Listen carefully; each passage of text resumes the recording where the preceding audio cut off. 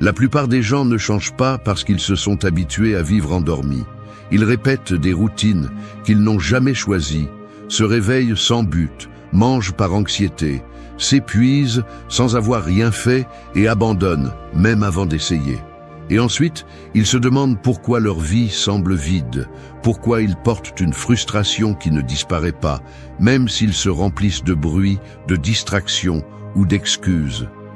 La transformation personnelle n'est pas de la magie, c'est un acte de guerre. Et comme toute guerre, elle exige de la stratégie, de la décision et du caractère. Personne ne viendra te sauver.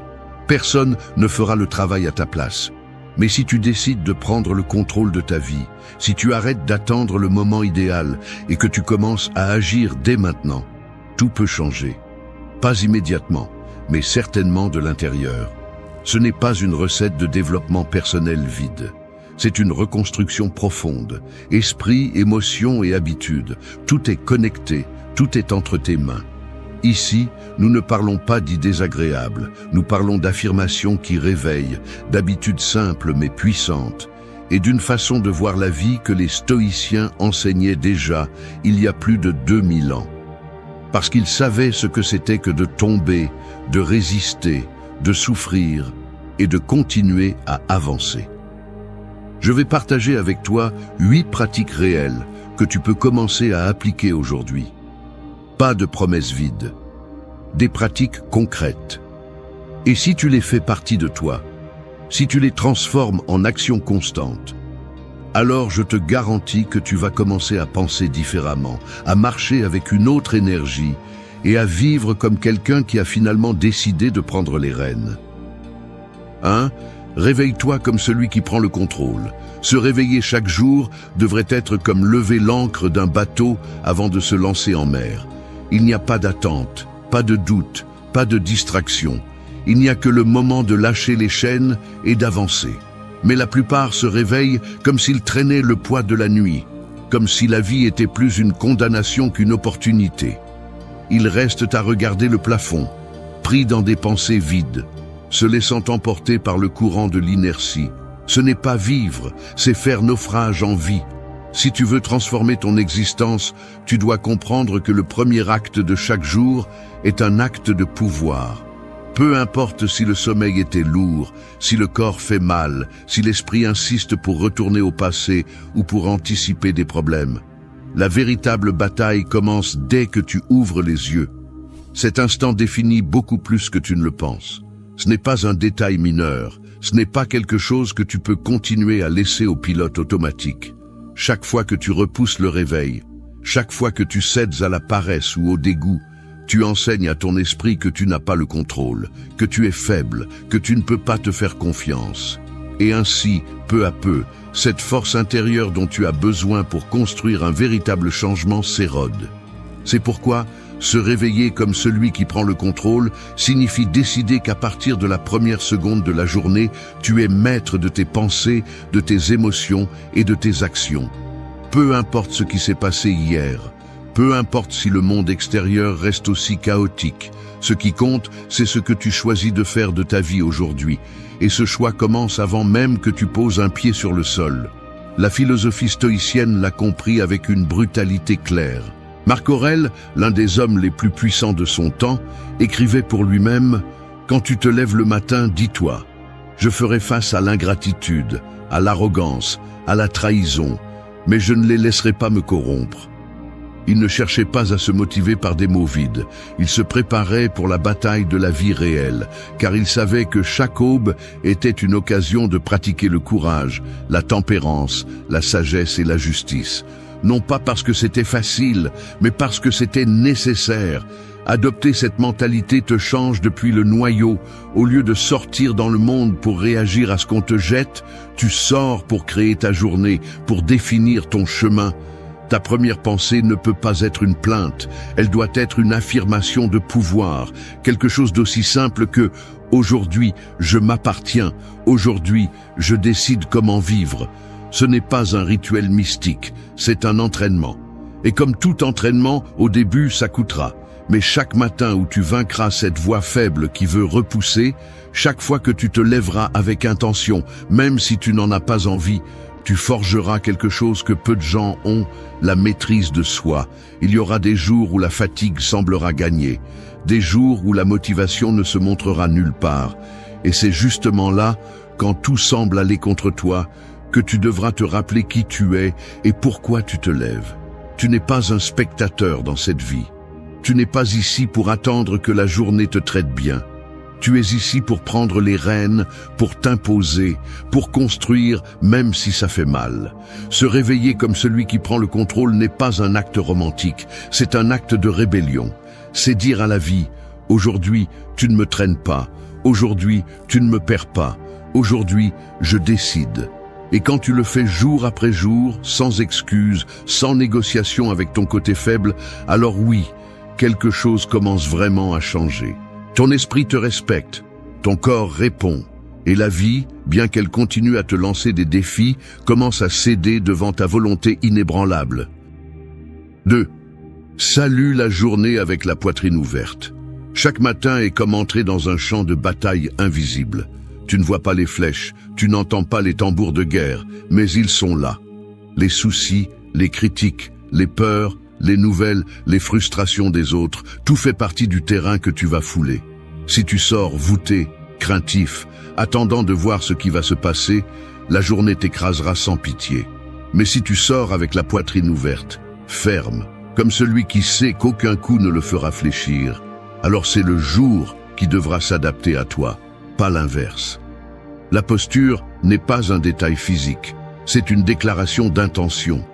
Dès l'instant où tu te lèves et ouvres la poitrine, tu dis au monde et à toi-même que tu ne seras pas une victime de plus.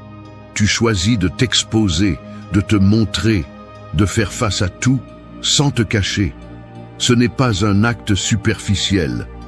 C'est un geste de courage qui transforme ton énergie interne. Le corps et l'esprit sont connectés de manière plus profonde que nous le pensons. Si tu marches recroquevillé, enchaîné à la peur, ton esprit cherchera des raisons pour confirmer cette faiblesse.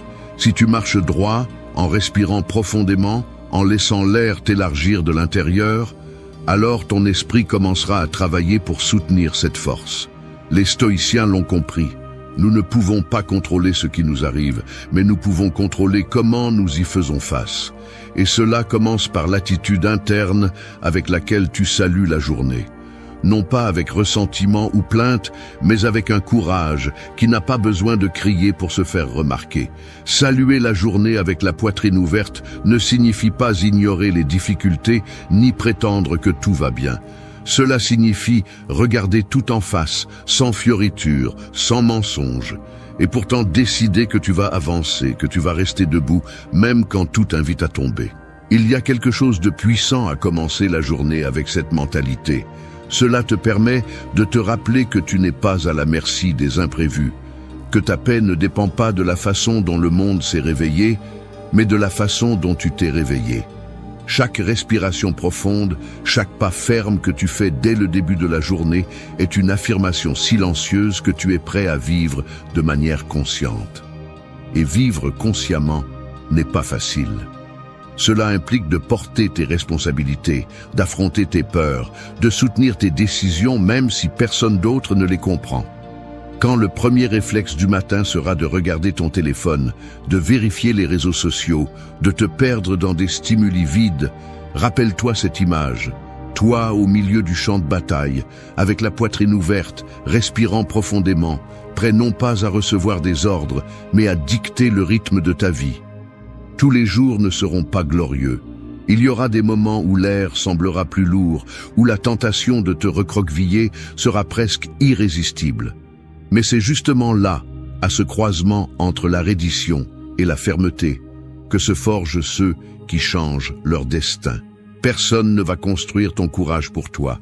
Personne ne va porter ton poids. Personne ne peut respirer pour toi.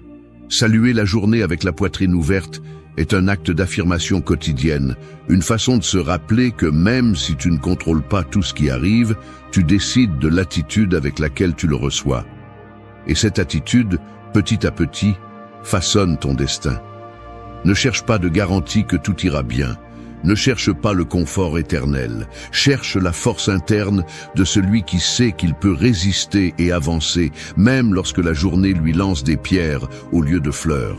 Cette force ne se donne pas. Elle se construit. Et elle commence chaque matin dans ce moment simple et brutal où tu choisis comment tu vas affronter tout cela. 3. Parle la langue de l'abondance. Chaque mot qui sort de ta bouche est comme une graine jetée au sol. Certaines tombent sur un sol fertile, d'autres sur un terrain aride, mais toutes, absolument toutes, créent le paysage de ta vie. La plupart des gens sèment la pénurie sans s'en rendre compte. Ils se lèvent en disant « je ne peux pas, c'est difficile, c'est la vie » et chaque phrase est un ordre direct que leur esprit obéit. Parler la langue de l'abondance ne signifie pas répéter des phrases de motivation vides, c'est reconfigurer la façon dont tu interprètes et projettes ta réalité. Le langage façonne la perception et la perception dirige l'action. Si tu répètes que tu n'as pas de chance, ton cerveau cessera de chercher des opportunités. Si tu répètes que tout va mal, ton attention se concentrera uniquement sur ce qui ne va pas. Mais si tu entraînes ton esprit à reconnaître ce qui est là, ce que tu peux faire, ce que tu construis, alors le monde commence à s'ouvrir devant toi. Non pas parce qu'il change magiquement, mais parce que ton focus change. Et avec lui, ta façon d'agir. Les stoïciens ne parlaient pas d'abondance comme nous l'entendons aujourd'hui, mais ils insistaient pour cultiver une attitude intérieure qui ne dépend pas de l'extérieur. Épictète disait que ce n'est pas ce qui t'arrive, mais comment tu l'interprètes, qui détermine ta vie. Et l'interprétation commence toujours par le langage. Tu ne peux pas espérer une vie riche si tu te parles comme quelqu'un qui manque de confiance, de vision, de force intérieure. Parler la langue de l'abondance, c'est affirmer clairement ce que tu es capable de faire, même quand tu n'as pas encore de preuves externes. C'est regarder ton présent et au lieu de dire « ça ne sert à rien », choisir de dire « c'est une partie du processus ». C'est arrêter d'utiliser des mots qui te diminuent, qui te réduisent, qui te sabotent de l'intérieur. Parce que chaque phrase que tu répètes sans réfléchir devient une croyance, et chaque croyance définit tes décisions. L'abondance ne se voit pas toujours dans le portefeuille. Souvent, elle commence dans la poitrine. C'est le sentiment que, malgré tout, tu as ce qu'il faut pour avancer. C'est reconnaître que tu peux construire quelque chose de différent avec ce que tu as aujourd'hui. Mais si tu parles à partir de la plainte, de la pénurie émotionnelle, du « je ne peux pas », tu finis par t'enfermer dans une prison de ton propre langage. Ta voix a du poids, même quand personne n'écoute. C'est pourquoi il est si important de faire attention à la façon dont tu te parles, aux mots que tu choisis pour décrire ta journée, tes objectifs, tes erreurs. Il ne s'agit pas de te mentir ou d'ignorer les problèmes, mais d'utiliser un langage qui te pousse à les résoudre plutôt qu'à t'y enfoncer. Dire « cela m'apprend quelque chose » est très différent de dire « cela m'arrive toujours ». L'un te renforce, l'autre te affaiblit. L'un te fait bouger, l'autre t'enferme. Quand tu apprends à parler à partir de la responsabilité, de la possibilité, de la détermination, tu deviens une personne avec un pouvoir interne difficile à briser. Et oui, il y aura des jours où une plainte ou un doute sortira de ta bouche. Mais c'est là que l'entraînement se fait sentir. Non pas en évitant de tomber, mais en te relevant rapidement, en corrigeant le cap, en transformant ton langage avant qu'il ne devienne une habitude. Parler la langue de l'abondance, c'est comprendre que ce que tu dis ne décrit pas seulement ton monde, il le crée. C'est arrêter d'attendre que les choses s'améliorent pour parler avec force, et commencer à parler avec force pour que les choses s'améliorent. C'est une décision quotidienne, parfois difficile, mais profondément libératrice. Et celui qui la pratique petit à petit cesse de survivre et commence vraiment à vivre. 4. Brise les chaînes de la peur. La peur est comme une ombre qui apprend à marcher avec toi. Peu importe combien de lumière il y a autour de toi, si tu ne l'affrontes pas, elle trouve toujours le moyen de te murmurer à l'oreille, de te rappeler ce que tu pourrais perdre, ce que tu pourrais gâcher, ce que tu ne vas soi-disant pas réussir. Et quand tu ne fais rien, quand tu es paralysé, cette ombre grandit, devient plus forte, s'assoit avec toi pour manger, travailler, rêver, jusqu'à ce qu'elle te convainque peu à peu qu'il vaut mieux vivre dans une cage connue que de sortir à la conquête de l'inconnu.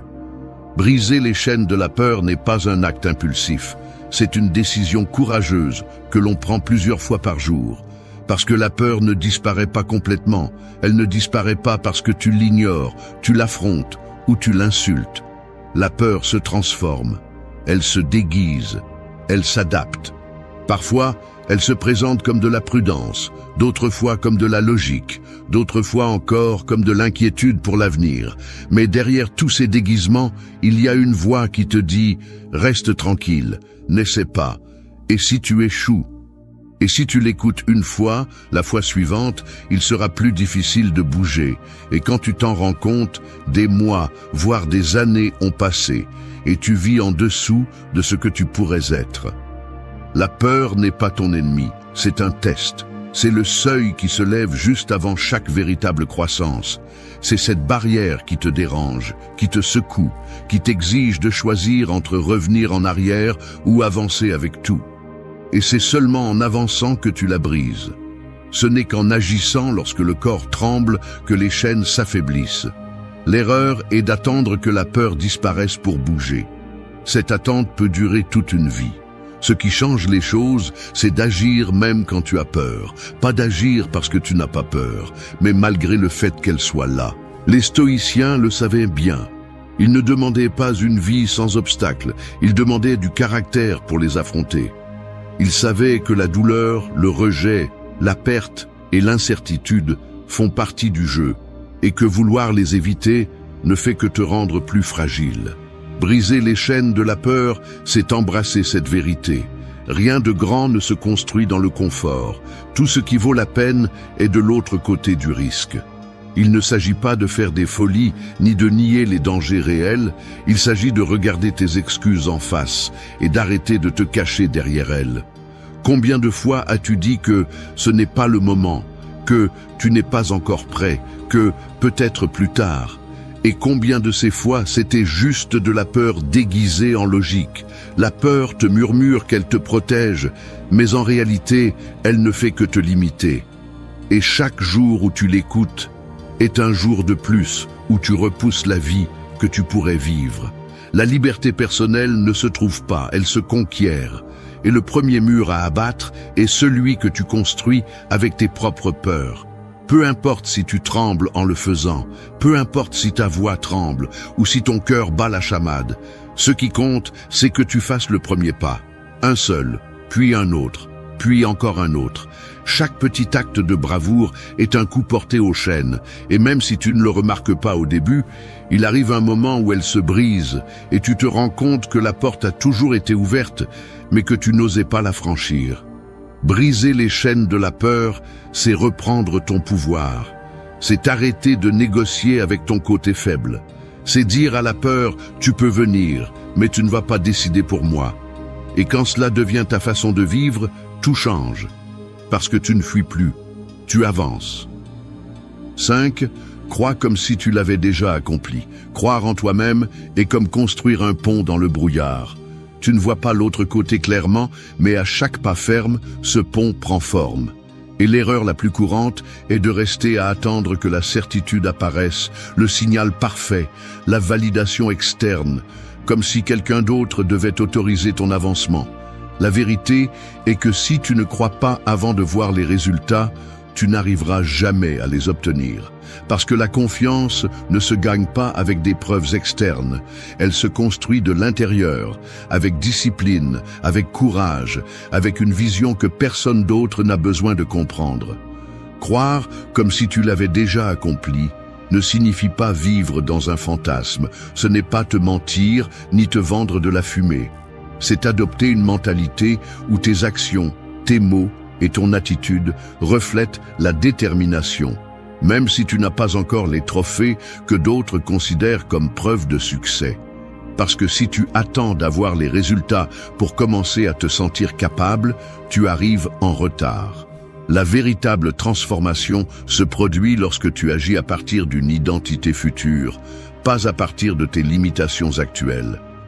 Si tu veux accomplir quelque chose de grand, tu dois commencer à te comporter comme la personne qui l'a déjà fait, pas comme celle qui doute tout le temps. Les stoïciens parlaient de vivre avec vertu, pas avec des attentes. Pour eux, la valeur d'une personne n'était pas dans ce qu'elle possédait, mais dans sa façon de penser, de parler, d'agir face aux épreuves. Et c'est là la clé.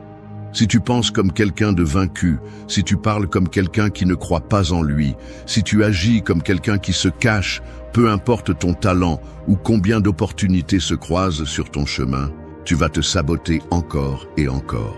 En revanche, si tu commences à bouger avec détermination, si tu parles clairement, si tu soutiens ta vision avec force, même lorsque tu n'as pas de soutien, tu vas générer une énergie qui transforme ce qui t'entoure.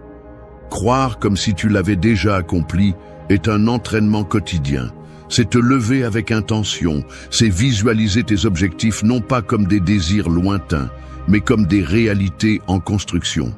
C'est faire ton travail avec excellence, même si personne ne le voit encore. C'est avoir confiance en ton processus, même si d'autres en doutent. Parce que oui, la plupart ne comprendront pas. Ils diront que tu exagères, que tu rêves trop haut, que tu manques d'humilité. Mais ce qu'ils appellent arrogance est souvent juste de la détermination pure, et ce qu'ils appellent réalisme est, dans de nombreux cas, de la peur déguisée. Les gens qui réussissent n'ont pas de baguette magique. Ils ont de la conviction. Ils ont une vision si claire que même dans le chaos, ils continuent à avancer comme si tout faisait partie du plan. Et cette conviction ne naît pas du jour au lendemain. Elle se forge les jours où tout semble aller contre toi, quand rien ne se passe comme tu l'espérais et pourtant tu décides de continuer. C'est cette croyance qui construit des empires, pas celle qui dépend des applaudissements ou des résultats immédiats, mais celle qui se maintient dans l'obscurité quand personne ne regarde. Alors la prochaine fois que tu doutes, que tu te sens petit, que l'incertitude veut prendre le contrôle, respire profondément et rappelle-toi qui tu choisis d'être. Parle comme cette personne, marche comme cette personne, choisis comme cette personne. Parce que si tu répètes ce schéma tous les jours, il arrive un moment où tu arrêtes d'agir comme si tu l'avais déjà accompli. Et tu l'accomplis simplement. Parce que l'esprit est déjà convaincu, le corps s'est déjà adapté, et la vie, tôt ou tard, commence à céder à celui qui n'a jamais cessé de croire. 6. Fais d'une chose simple un miracle. La grandeur ne fait pas toujours du bruit. Parfois, c'est comme une goutte qui tombe sur une pierre jour après jour, jusqu'à ce qu'elle la brise, sans scandale, sans avertissement, juste avec constance. La plupart des gens cherchent des changements qui semblent épiques, des décisions dramatiques, des moments d'illumination instantanée.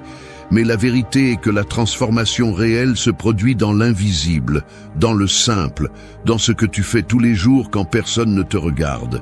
Faire d'une chose simple un miracle n'est pas une jolie phrase, c'est un style de vie.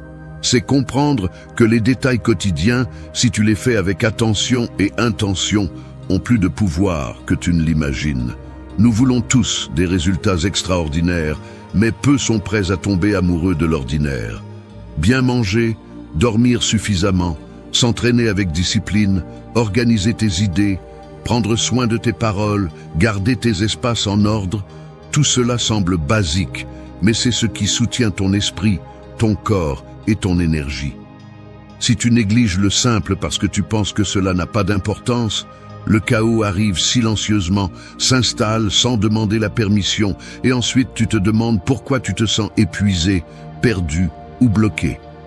La réponse est souvent dans ce que tu as décidé d'ignorer parce que tu le considérais comme trop petit. Les stoïciens pratiquaient l'excellence même dans les actes les plus quotidiens.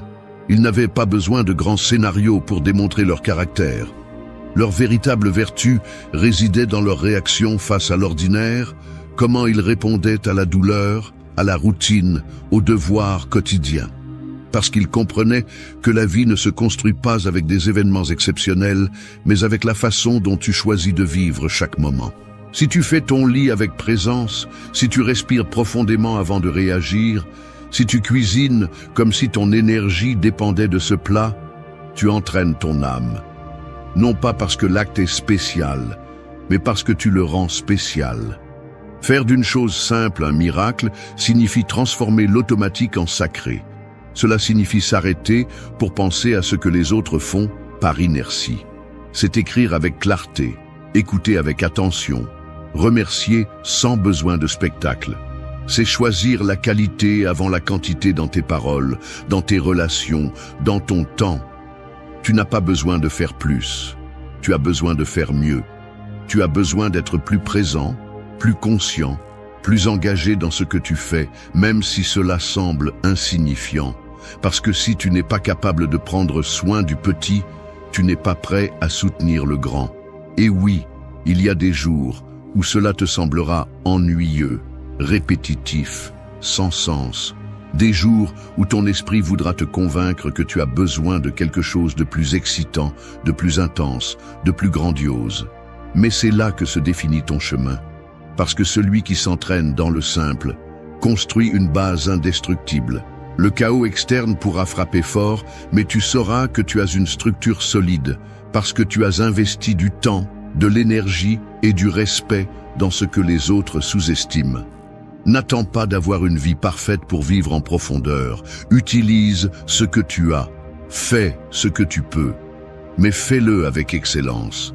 Cette tasse de café en silence peut être un moment de paix. Cet entraînement de 20 minutes peut être une affirmation de discipline. Ce merci dit avec sincérité peut guérir des liens brisés. Ne sous-estime pas le pouvoir du quotidien. Parce que le quotidien, quand il est honoré, devient un miracle. Fais d'une chose simple un miracle parce que tout commence là, parce que c'est là que tu es testé. Parce que là, dans ce que presque personne ne valorise, se cache la graine de tout ce que tu cherches. 7. Marche comme celui qui mérite tout. La façon dont tu marches dans le monde est comme un drapeau qui flotte au-dessus de ta tête. Peu importe si tu dis que tu as confiance en toi ou que tu travailles sur toi-même, ton corps, ta présence, ton énergie, tout révèle ce que tu crois vraiment mériter. Et beaucoup de gens marchent comme s'ils demandaient la permission d'exister, comme s'ils occupaient un espace qui ne leur appartient pas, rétréci, hésitant, portant des culpabilités qui ne sont même pas les leurs. Marcher comme celui qui mérite tout n'est pas une posture physique, c'est une affirmation brutale d'identité. C'est porter dans chaque pas la conviction que tu es digne des bonnes choses, non pas parce que quelqu'un t'a donné la permission, mais parce que tu as décidé de l'assumer. Imagine un instant un roi ou une reine marchant parmi son peuple. Ils n'ont pas besoin de crier pour imposer le respect. Ils n'ont pas besoin de se parer pour prouver leur valeur. La sécurité se ressent dans la façon dont ils foulent le sol, dans la façon dont ils maintiennent le regard, dans ce calme intérieur qui dit « Je sais qui je suis, je sais ce que je vaux, je sais ce que je mérite ». Ce n'est pas de l'arrogance, c'est de la certitude. C'est cette force silencieuse qui vient de quelqu'un qui ne cherche plus l'approbation parce qu'il s'est déjà choisi lui-même. Et cette attitude ne s'achète pas, ne se transmet pas, ne s'improvise pas. Elle s'entraîne tous les jours, elle se construit en affrontant tes insécurités, en guérissant tes blessures, en lâchant les masques.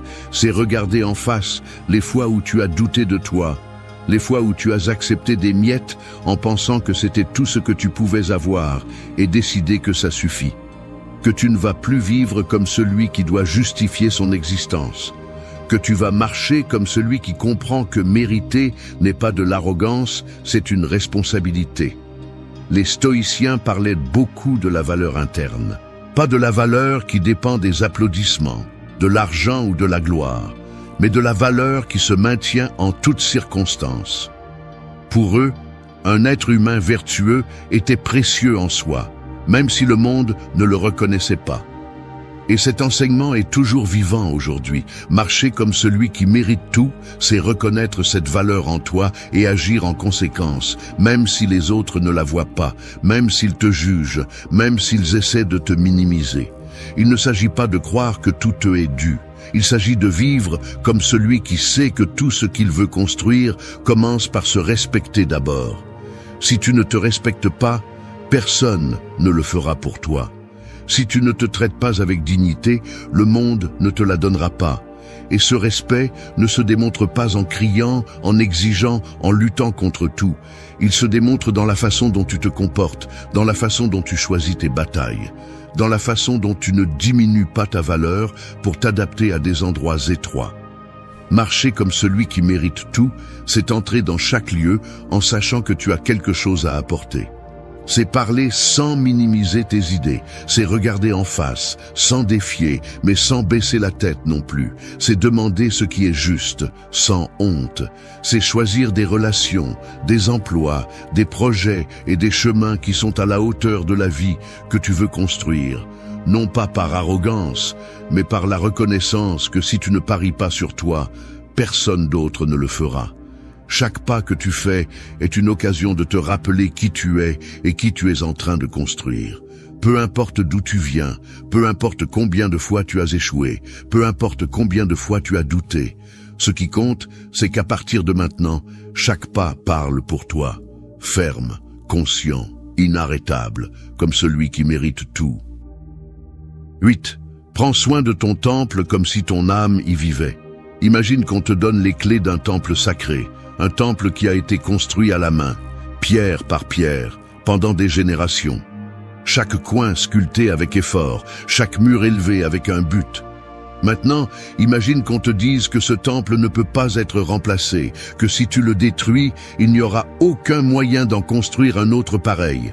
C'est ton corps, c'est ton esprit, c'est ton espace intérieur. Et pourtant, la plupart le traitent comme s'il était jetable, comme s'ils pouvaient en abuser, le négliger, l'oublier, puis lui demander des miracles lorsque la vie devient difficile. Prends soin de ton temple comme si ton âme y vivait, car en fait, c'est le cas. Ce n'est pas un symbole, ce n'est pas une métaphore romantique, c'est une réalité brutale. Tout ce que tu manges, chaque pensée que tu permets de rester, chaque habitude que tu construis ou détruis, affecte directement l'endroit où ta conscience réside. Si tu nourris ton corps avec des ordures, si tu laisses ton esprit se remplir de ressentiments, d'envie, d'auto-apitoiement, tu démolis les piliers de ce temple de l'intérieur, puis tu te demandes pourquoi tu manques d'énergie, de clarté, de force pour affronter la vie. La véritable transformation exige du respect pour toi-même à un niveau qui n'est pas toujours confortable. Il ne s'agit pas de vivre obsédé, il s'agit de comprendre que ton véhicule physique, ton outil mental, tes émotions sont des ressources finies et que chaque jour, tu décides si tu les renforces ou les épuises. Tu ne peux pas demander à un corps faible de soutenir de grands rêves. Tu ne peux pas demander à un esprit contaminé de construire des réalités puissantes. Tout commence par l'intérieur et les soins quotidiens ne sont pas négociables. Les stoïciens insistaient sur l'importance de se gouverner soi-même avant d'essayer de gouverner quoi que ce soit d'autre. Et une partie de ce gouvernement interne est de prendre soin de ce que tu permets d'entrer dans ton système, ce que tu consommes dans tous les sens, ce qui nourrit ou empoisonne ta vitalité. Prendre soin de toi n'est pas un acte de vanité, c'est un acte de survie consciente. C'est te préparer à résister aux assauts inévitables de la vie avec la plus grande force possible. Personne ne le fera pour toi. Personne ne te forcera à choisir ce qui te nourrit plutôt que ce qui te détruit. Cette responsabilité est la tienne et la décision se prend tous les jours, pas une seule fois. Chaque repas, chaque repos, chaque livre que tu choisis de lire ou d'ignorer, chaque conversation que tu acceptes ou rejettes, chaque entraînement que tu fais ou remets à plus tard est une brique de plus dans la construction ou la destruction de ton temple. Alors, regarde-toi avec le même respect que tu aurais pour quelque chose de sacré. Non pas parce que tu es parfait, mais parce que tu es unique. Non pas parce que tu ne peux pas faire d'erreur, mais parce que chaque erreur que tu corriges te rend plus fort. Prends soin de ton temple comme si ton âme y vivait, car vivre n'est pas seulement respirer. Vivre, c'est honorer l'endroit qui t'a été donné pour exister, apprendre et transcender. Personne ne te doit rien. C'est la vérité qui dérange le plus et en même temps celle qui libère le plus quand tu la comprends vraiment. La souffrance commence au moment où tu exiges que la réalité soit différente, que les gens agissent comme tu l'attends, que le monde tourne à ton rythme. Mais la vie n'a jamais signé de contrat avec toi. Tu peux continuer à revendiquer, à te lamenter ou à blâmer tout ce qui est externe, mais cela ne fait que te laisser lié, faible et à la dérive. Le stoïcisme n'est pas une armure froide ni une pose distante. C'est une discipline mentale pour cesser de demander à la vie de changer et commencer à changer toi-même. Il ne s'agit pas de nier la douleur ni de faire semblant que rien ne t'affecte. Il s'agit d'accepter que ta véritable force réside dans la manière dont tu interprètes et réponds à ce qui se passe. Ne contrôle pas le monde, contrôle-toi toi-même, même si cela fait mal à entendre. La maturité n'arrive pas avec les années, mais avec la décision de ne plus être otage de tes impulsions et de tes attentes brisées. Si tu veux la paix, lâche d'abord l'illusion du contrôle absolu. Si tu veux du pouvoir, assume la responsabilité de tes pensées et de tes émotions. Personne ne construira ta force intérieure pour toi. Accepter la dureté de la vie, sans résignation ni victimisme, est le premier pas pour cesser de survivre et commencer à vivre avec fermeté, clarté et but. Ici, tu vas comprendre comment. 1. Remets en question tes attentes, pas la réalité. La réalité n'est pas là pour satisfaire tes attentes. Personne ne te doit que les choses se passent comme tu l'imagines. Et peu importe à quel point tu t'accroches à cette fantaisie, tu accumules seulement frustration et colère contre un monde qui ne sait même pas que tu existes. On t'a vendu l'idée que désirer quelque chose avec force le rend légitime. Mais la vie ne négocie pas avec tes caprices. Voici la vérité inconfortable. Le problème n'est pas ce qui se passe à l'extérieur, mais le filtre que tu utilises pour l'interpréter. Si chaque jour tu te réveilles en espérant que tout fonctionne selon ton scénario mental, prépare-toi à être déçu encore et encore.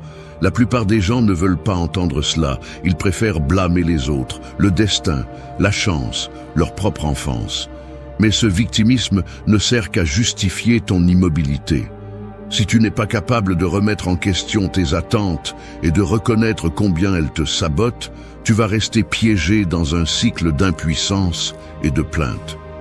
Le piège est de penser que les choses devraient être d'une certaine manière et qu'au premier contact avec l'imprévu, tu plonges dans la frustration. Combien de temps as-tu passé à attendre que les autres changent, que ton patron soit juste, que ton partenaire devine ce dont tu as besoin, que le trafic se dégage juste parce que tu es pressé? Tout ce stress émotionnel est optionnel, mais la plupart choisissent de le payer, jour après jour. Et pendant ce temps, la réalité suit son cours, indifférente, sans te demander la permission de te lancer des obstacles.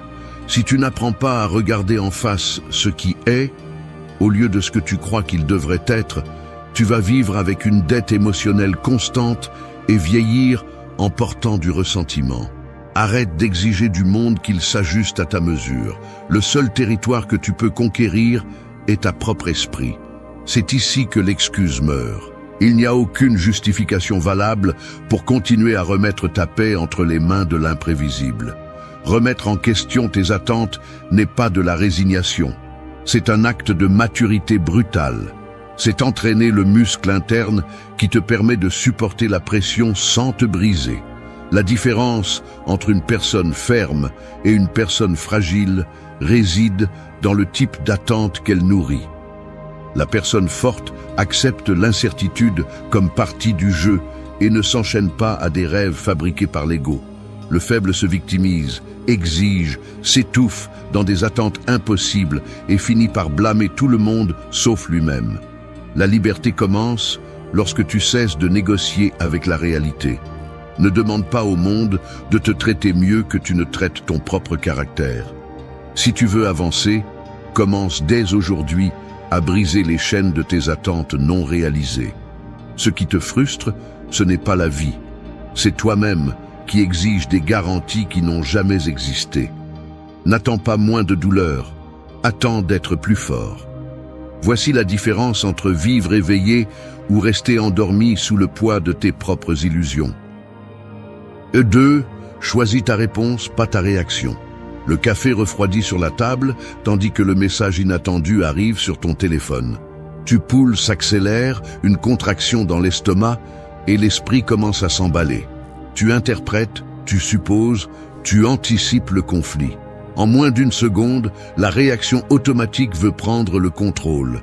Cet élan de répondre avec colère, de lâcher un reproche, de te défendre avant de comprendre. Mais c'est ici que beaucoup se retrouvent piégés, dans le réflexe, dans la décharge émotionnelle qui semble inéluctable. Ce que peu osent arrêter, c'est ce premier saut mental, l'acte de choisir délibérément comment répondre au lieu de se laisser emporter par le mécanisme le plus primitif. Ta biologie te pousse à attaquer ou à fuir, mais ton esprit a la capacité d'intervenir et de dire « ce n'est pas une urgence, c'est une opportunité de pratiquer la maîtrise de soi ». La plupart vivent en pilote automatique, réagissant à chaque petite provocation comme si c'était une question de vie ou de mort. Ce qui se passe en surface, ce message, ce commentaire, ce geste, est presque irrélevant comparé à la façon dont tu le traites intérieurement. Le véritable travail se déroule dans ce laps de temps minimal entre le stimulus et la réponse. C'est là que se révèle ton véritable caractère. Es-tu juste un reflet de tes impulsions ou as-tu le courage de faire une pause et de choisir ton attitude? Tu n'es pas esclave de ta première réaction, même si ton corps et tes croyances veulent te convaincre du contraire. Il y a une différence abyssale entre réagir et répondre. La réaction est automatique, aveugle, héritée. La réponse est consciente, choisie, née de la maturité. C'est là que se joue la véritable liberté. Il ne s'agit pas de réprimer ce que tu ressens, mais d'apprendre à l'observer sans t'y abandonner. Tu peux remarquer la colère, la déception, la peur, et pourtant agir depuis la tempérance. Chaque fois que tu choisis comment répondre, tu entraînes ton esprit et renforces ce muscle invisible qui soutient ta paix intérieure. Ce n'est pas facile, mais chaque décision consciente est un investissement qui s'accumule, créant une base de plus en plus solide. Personne ne gagne rien en laissant les émotions prendre le gouvernail chaque fois que la réalité devient inconfortable. Tu souffres moins lorsque tu cesses d'être réactif. Tu souffres moins lorsque tu te donnes le droit de choisir. Tu n'es pas le produit de ce qui se passe, mais de la façon dont tu décides de le gérer. C'est l'une des vérités les plus inconfortables, mais aussi la plus libératrice. Choisir ta réponse est ton véritable pouvoir. Ne le donne à personne. 3. Concentre ton énergie sur ce qui dépend de toi. Je vais admettre quelque chose d'inconfortable. Une partie de moi a gaspillé des années à lutter contre des moulins invisibles, obsédé par l'idée de réparer tout ce qui est hors de ma portée. J'ai perdu des heures à ruminer les réactions des autres, les décisions qu'ils ont déjà prises sans me consulter, les scénarios qui n'ont jamais dépendu de ma volonté. C'est comme avoir une fuite constante d'énergie, une sorte de trou au fond du réservoir émotionnel. Le résultat est l'épuisement et une frustration sourde, car peu importe combien tu insistes, rien de tout cela ne change simplement à cause de ton anxiété ou de tes bonnes intentions. Si tu t'arrêtes pour observer avec honnêteté, tu te rends compte de l'absurde. Chaque minute que tu passes à essayer de contrôler ce qui est extérieur est une minute de moins que tu as pour renforcer ce qui est réellement entre tes mains. C'est ici que la pensée stoïque devient brutalement pragmatique. Divise ta réalité en deux, ce que tu peux influencer et ce qui, peu importe tes efforts, échappera toujours à ton contrôle.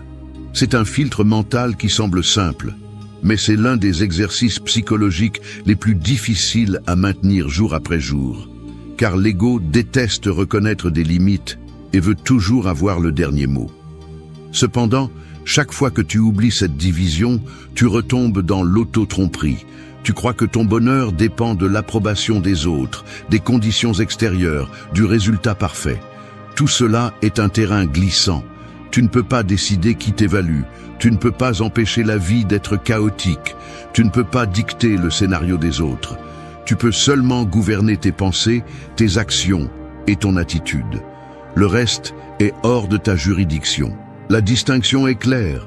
Si tu investis ton énergie dans ce qui ne dépend pas de toi, tu paies le prix avec de l'anxiété, du ressentiment et un sentiment constant d'impuissance.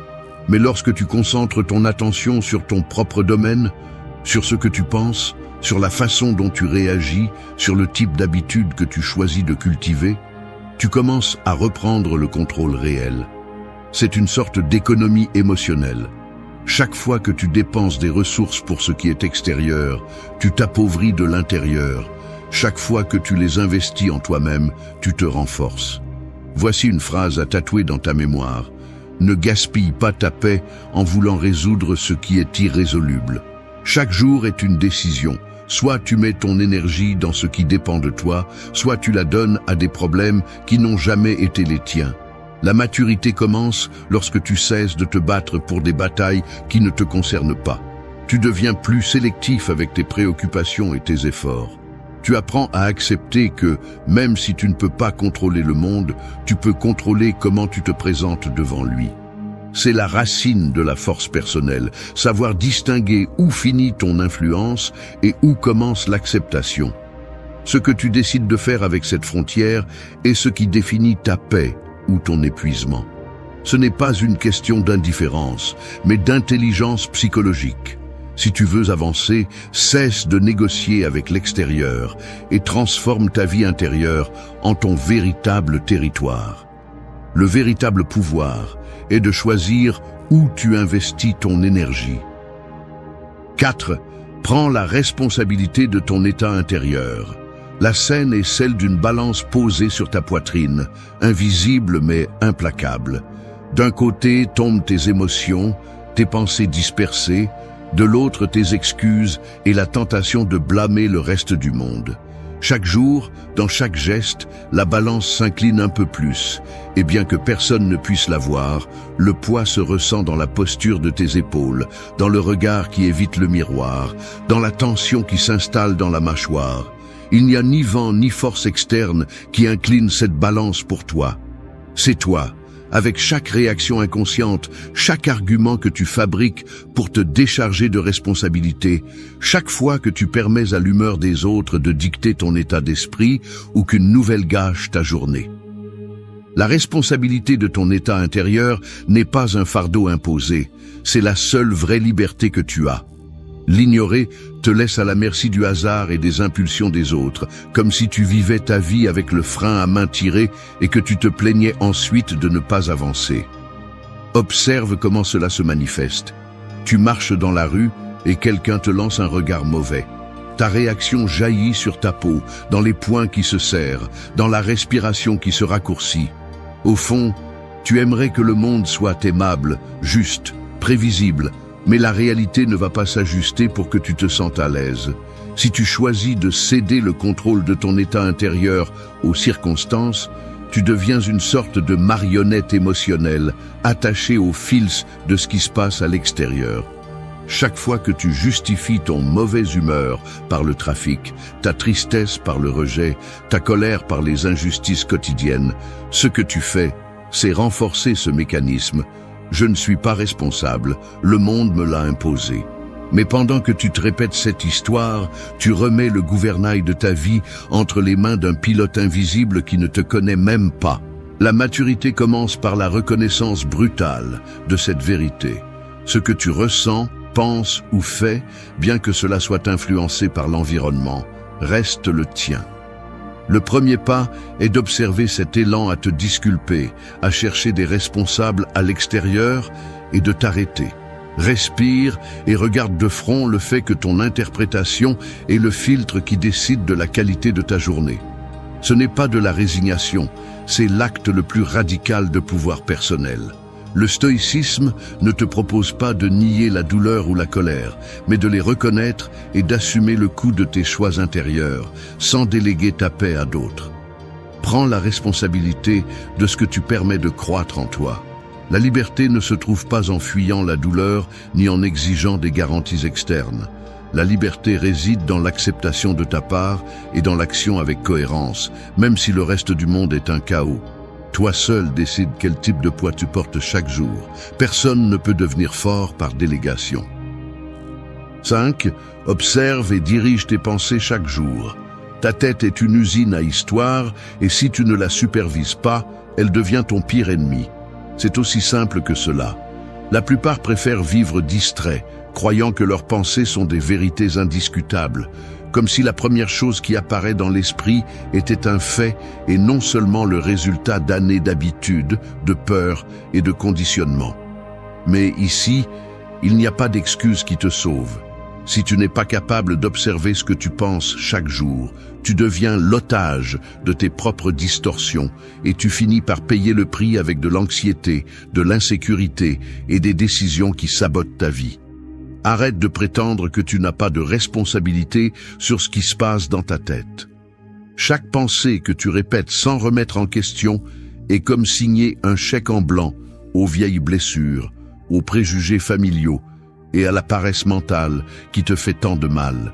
Il ne suffit pas de vouloir te sentir mieux, tu dois gagner ce droit par la discipline intérieure. Beaucoup se cachent derrière la phrase « je suis comme ça » ou « je ne peux pas m'en empêcher », comme si l'esprit était un animal sauvage, impossible à apprivoiser. C'est l'excuse parfaite pour ne rien faire et rester piégé dans le même cycle de plaintes, de fantômes et d'auto-limitation. La vérité inconfortable est qu'à chaque jour, tu as la possibilité de regarder tes pensées comme un surveillant implacable et de décider lesquelles méritent de l'espace et lesquelles doivent être rejetées. Il ne s'agit pas de réprimer ni de nier ce qui te traverse l'esprit, mais d'observer sans compassion ces histoires automatiques qui ne font qu'alimenter l'insécurité et le ressentiment. Si tu ne filtres pas le contenu de ton esprit, les déchets s'accumulent et finissent par intoxiquer chaque partie de ta vie. Tu n'es pas une victime de tes pensées, tu es le réalisateur qui décide quelle sera la narration dominante. Si tu n'assumes pas ce rôle, d'autres le feront pour toi. La pression sociale, l'habitude, la peur, le discours défaitiste que tu répètes sans t'en rendre compte. L'entraînement stoïque n'est pas pour les tièdes ni ceux qui cherchent des solutions faciles.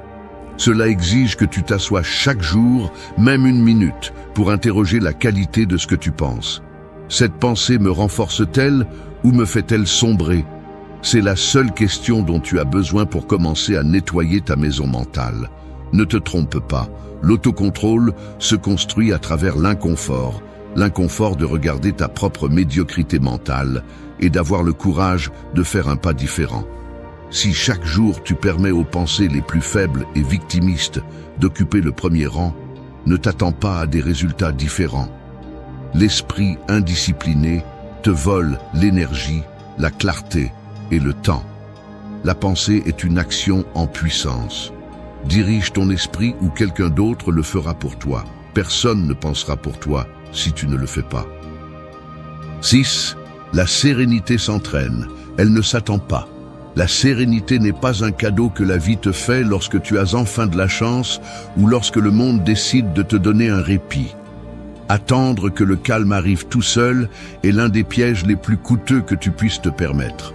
L'autocontrôle, la paix intérieure, la clarté face au chaos n'apparaissent pas parce que tu es fatigué de souffrir, ni parce que tu le mérites, enfin. Elles apparaissent et n'apparaissent que lorsque tu consacres du temps et de l'énergie à entraîner ton esprit, tout comme tu entraînerais un muscle oublié. Il est difficile de l'admettre, mais la plupart préfèrent se livrer à l'espoir passif, comme si la sérénité était quelque chose qui se produisait un jour simplement, le résultat de tout ce qui s'aligne à l'extérieur. C'est l'erreur la plus profonde. Croire que la tranquillité est une conséquence de la chance, des circonstances, que les autres agissent enfin comme tu l'espérais. Rien n'est plus éloigné de la réalité. La sérénité se forge à la sueur, dans l'inconfort de regarder à l'intérieur, de reconnaître tes impulsions et de discipliner l'esprit qui veut courir après chaque stimulus. Le reste n'est que tromperie. Le mécanisme est brutalement simple. Chaque fois que tu renonces à entraîner ta réaction, à remettre en question tes pensées, à observer tes émotions avant d'agir, tu renforces la paresse mentale. Cet abandon intérieur devient la dette silencieuse que tu paies avec de l'anxiété, de l'irritabilité et cette fatigue chronique qui ne se résout pas en dormant plus d'heures. Le stoïcisme ne te promet pas de cesser de ressentir. Il exige que tu maîtrises l'art de distinguer entre ce que tu peux gouverner et ce que tu ne peux qu'accepter. Que cela te plaise ou non, L'esprit humain est programmé pour le désordre, pour la surinterprétation, pour le drame. Si tu ne l'éduques pas, il te traîne. Prétendre que sérénité est égale à absence de problème est un argument qui ne sert qu'à perpétuer l'immaturité émotionnelle. La pratique consiste à détecter le moment où la tension interne commence à s'installer. Cet instant où tu ressens l'impulsion de répondre par une plainte, de la colère ou de la résignation, et à choisir une réponse différente. Ce n'est pas de la magie, c'est de la répétition. C'est observer l'impulsion et décider « je ne vais pas offrir mon énergie à cela ». Chaque fois que tu choisis la tempérance, même si c'est difficile, même si la situation ne change pas, tu renforces le muscle de la sérénité. C'est dans cette accumulation de petites décisions que se construit une base interne qui ne vacille pas à chaque secousse externe. Personne ne devient fort en fuyant l'effort. Personne ne devient serein en attendant que l'environnement soit parfait. La tentation de blâmer l'extérieur sera toujours là. Mais la véritable maturité commence lorsque tu choisis de cesser de négocier avec l'imprévisible et que tu t'engages à entraîner ton caractère. La sérénité n'est pas passivité, c'est discipline interne. Tu gagnes en paix chaque fois que tu choisis de ne pas réagir par habitude. La tranquillité est une conquête quotidienne, pas une loterie. Attendre la sérénité, c'est perdre du temps. L'entraîner est la seule garantie. 7. Utilise l'adversité comme une opportunité de grandir. Le réveil sonne une demi-heure plus tôt que d'habitude, car l'agenda est serré et la marge d'erreur est minimale. Le café est plus amer que d'habitude. Tu sors de chez toi juste au moment où il commence à pleuvoir. Et cerise sur le gâteau, les transports en commun décident de prendre du retard ce jour-là où tu ne peux pas te permettre d'arriver en retard. Tout semble s'aligner contre toi. Une séquence de petites contrariétés qui, cumulées, menacent de ruiner ton moral avant même que la journée ne commence. Ici, à cet instant où l'inconfort s'accumule et où l'irritation pointe le bout de son nez, se joue la différence entre suivre le script automatique de la plainte ou utiliser l'adversité comme un outil pour polir ton caractère. Il ne s'agit pas de romantiser le malaise ni de faire semblant que tout a un côté positif. Il s'agit de comprendre, sans anesthésie, que chaque obstacle révèle l'état réel de ton entraînement mental. La vie ne demande pas si tu es prêt, elle se produit simplement, et chaque fois que quelque chose tourne mal, tu as l'opportunité d'analyser ta réponse avec froideur. Te laisses-tu emporter par la frustration et remets-tu ton énergie à la colère, ou choisis-tu d'utiliser ce contretemps comme une sorte de laboratoire psychologique où se teste la solidité de tes habitudes internes? Le mécanisme est clair. Face à l'adversité, l'esprit cherche des coupables ou des excuses pour justifier le malaise. C'est le chemin le plus facile, celui qui ne nécessite ni effort ni autocritique. Mais c'est justement là que se trouve la marge de croissance. Si chaque contrariété est une menace, tu deviens plus fragile chaque jour.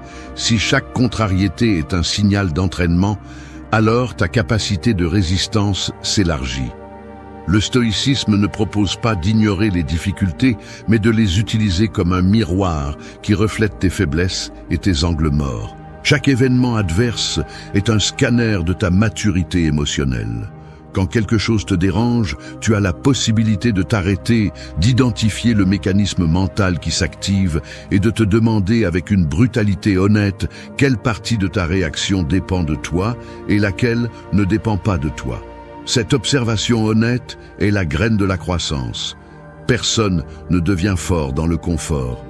Accepter le défi de l'adversité signifie l'analyser froidement.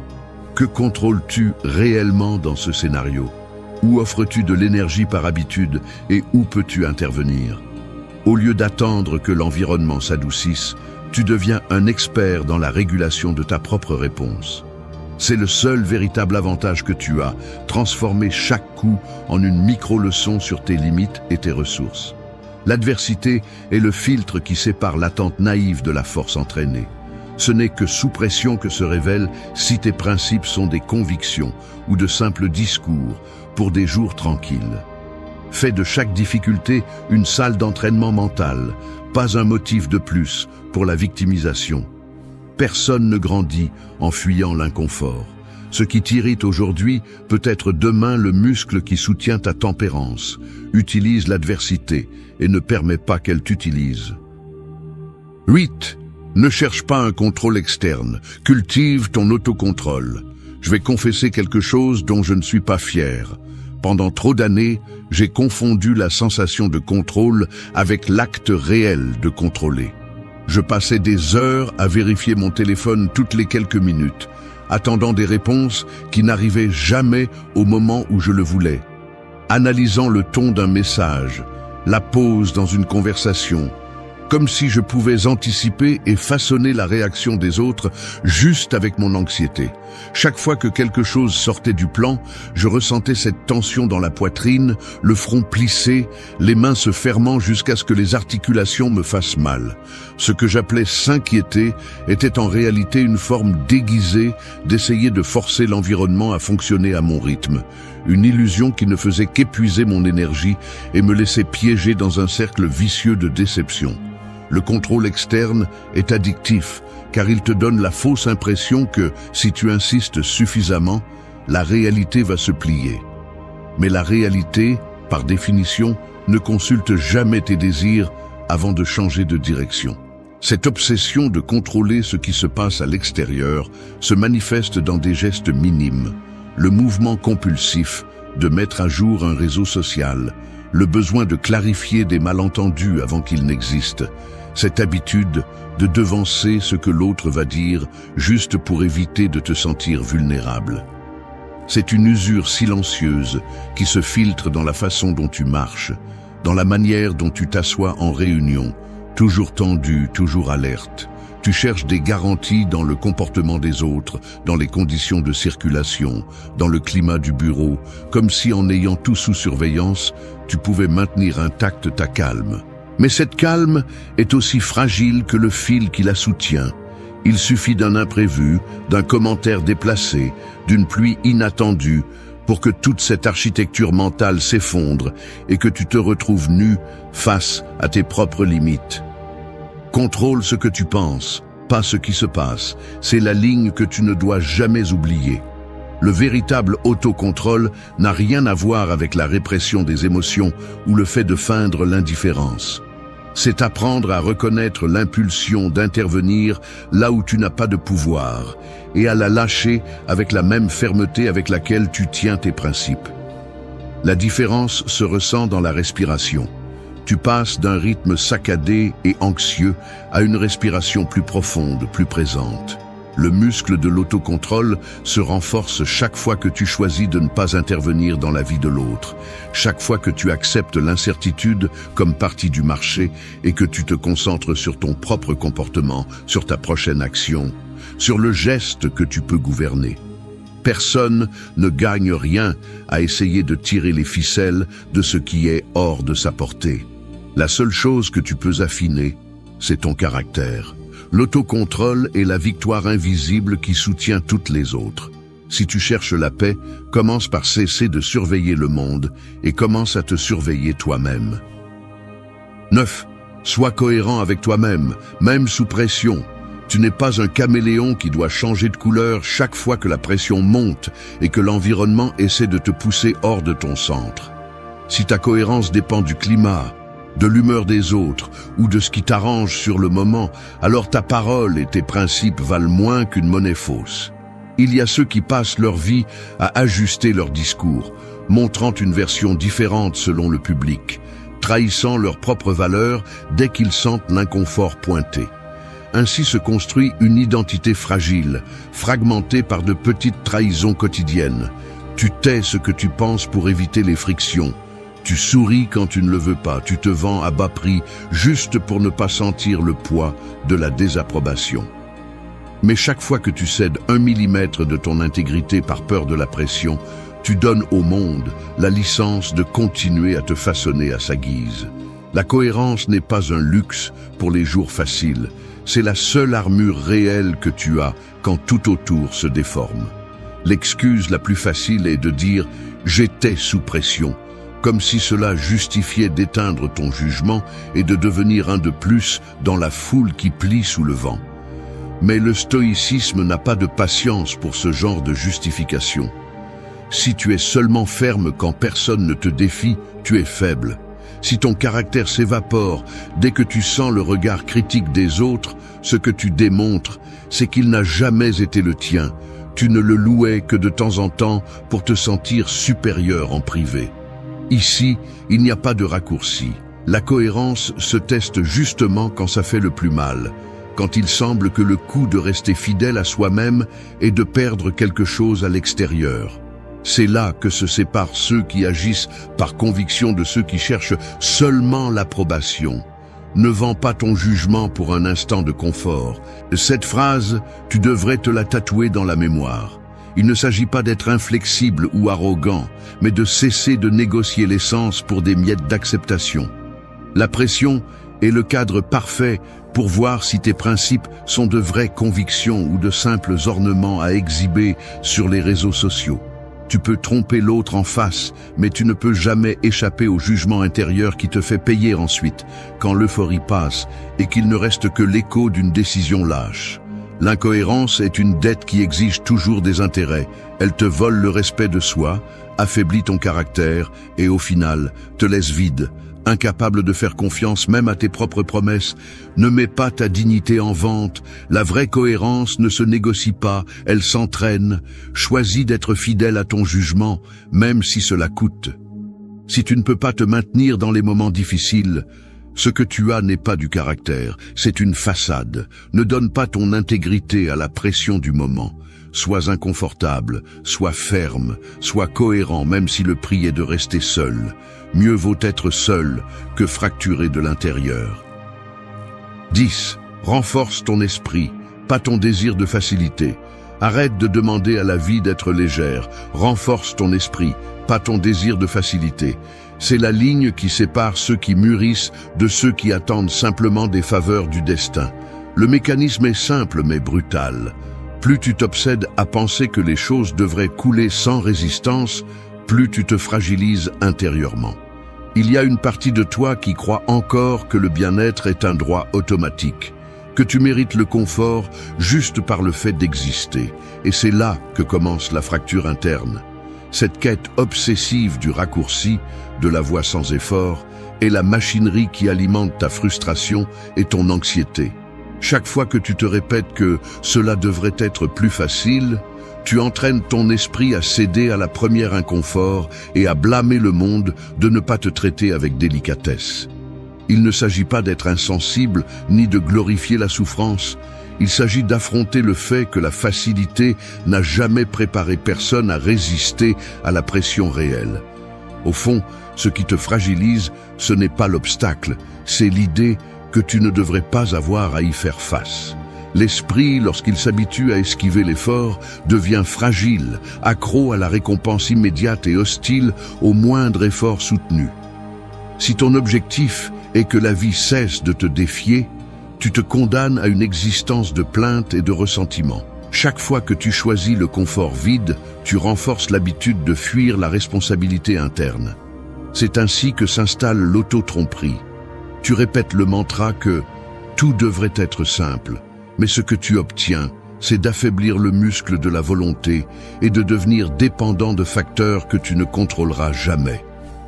Ce qui est vraiment précieux se construit uniquement sous tension, lorsque tu refuses de céder à la paresse mentale. Le désir naïf de facilité est une dette silencieuse qui se paie par l'insécurité et le manque de caractère. La véritable transformation se produit lorsque tu acceptes que la vie ne va pas s'adoucir pour que tu sois à l'aise. Tu changes lorsque tu cesses de négocier la difficulté et commences à entraîner ton tempérament.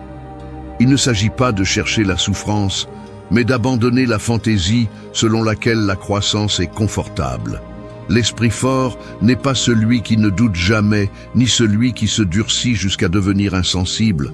C'est celui qui accepte l'inconfort comme une partie naturelle du processus et ne se paralyse pas devant le premier contretemps. La force mentale est une discipline quotidienne, pas une inspiration momentanée. Chaque instant où tu résistes à la tentation de chercher le chemin facile, tu investis dans ton propre équilibre et tu te sépares de la masse qui ne sait que se plaindre. Le véritable pouvoir est d'être prêt à affronter les difficultés, pas de désirer que tout soit facile.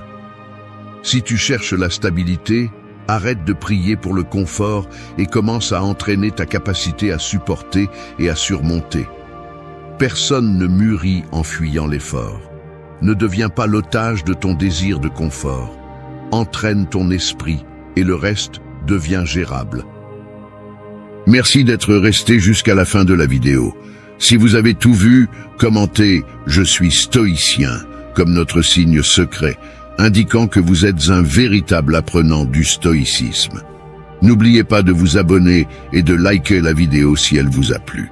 Rendez-vous dans la prochaine vidéo et rappelez-vous, continuez à cultiver votre esprit stoïque.